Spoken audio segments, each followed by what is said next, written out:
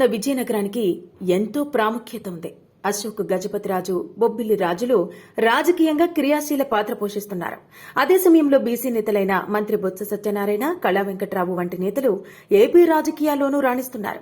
Vizianagaram parliament నియోజకవర్గంలో తొలిసారి కాంగ్రెస్, ఆ తర్వాత టీడీపీ 2019 ఎన్నికల్లో వైసీపీ విజయాన్ని సాధించాయి. 2009లో బొత్స ఝాన్సీ లక్ష్మి, 2014లో అశోక్ గజపతిరాజు, 2019లో బెల్లాన చంద్రశేఖర్ విజయనగరం ఎంపీలుగా ఎన్నికయ్యారు. ఎంపీ బెల్లానకు ప్రత్యర్థిగా టీడీపీ నేత కలిశెట్టి అప్పలనాయుడును బరిలోకి దిగారు.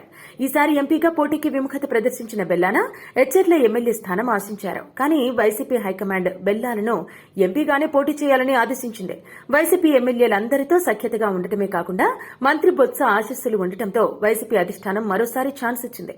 గత ఎన్నికల్లో సీనియర్ నేత అశోక్ గజపతిరాజును ఓడించిన బెల్లాన ఈసారి టీడీపీ అభ్యర్థి బీసీ నేత కలిశెట్టి అప్పలనాయుడిపై పోటీ చేస్తున్నారు.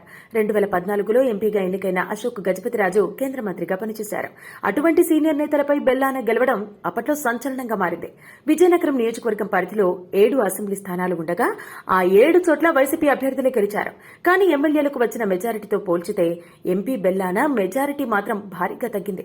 బీసీ నినాదం బలంగా పనిచేయడం వల్ల ఆ ఎన్నికల్లో బెల్లాన గెలిచారని అంటున్నారు. టీడీపీ నుంచి ఈ ఎన్నికల్లో బీసీ నేతకే ఛాన్స్ ఇవ్వాలని భావించి విజయనగరం టీడీపీ అభ్యర్థిగా కలిశెట్టి అప్పలనాయుడు అనూహ్యంగా తెరపైకి వచ్చారు. 3-4 ఏళ్లుగా అదే నియోజకవర్గంలో అప్పలనాయుడు గ్రౌండ్ వర్క్ బాగా చేసుకున్నారు. మొదట్లో ఎమ్మెల్యే టికెట్ ఆశించిన పొత్తుల్లో భాగంగా ఆ సీటును బీజేపీకి కేటాయించడంతో కలిశెట్టికి అనూహ్యంగా ఎంపీ టికెట్ లభించింది. ఇన్నాళ్లు ఒక్క ఎచ్చెర్ల అసెంబ్లీ నియోజకవర్గానికి మాత్రమే పరిమితమైన అప్పలనాయుడు ఎంపీగా గట్టి పోటీని ఎదుర్కొంటున్నారు. పైగా సీనియర్ నేత అశోక్ గజపతిరాజు తప్పుకోవడం, కళా వెంకట్రావుతో విభేదాలు, నెల్లిమర్ల జనసేనకు, ఎచ్చెర్ల బీజేపీకి కేటాయించడం అప్పలనాయుడు పోటీపై ప్రభావం చూపుతున్నాయి. వైసీపీ అభ్యర్థి బెల్లాన సంక్షేమ పథకాలనే నమ్ముకున్నారు.